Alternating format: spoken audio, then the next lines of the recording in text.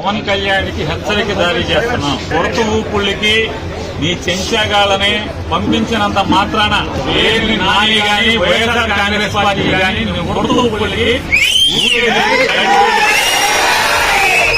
రాజకీయాల్లోకి సినిమా నటుడై 4 డాన్సులు వేసి నువ్వు వచ్చి నీ ఇష్టానుసారం ఎవరిని పడితే వాళ్ళని నోటుకొచ్చినట్టు మాట్లాడచ్చు. ఏది పడితే అది మాట్లాడచ్చు. ఒక సిద్ధాంతం ఉండదు. నిన్నేమో కులం లేదంటావు, నిన్న మతం లేదంటావు, ఇవాళేమో మతాలని రెచ్చగొడతావు. అయ్యా, గతంలో నువ్వేనా బ్యాప్టిజం తీసుకున్నావు?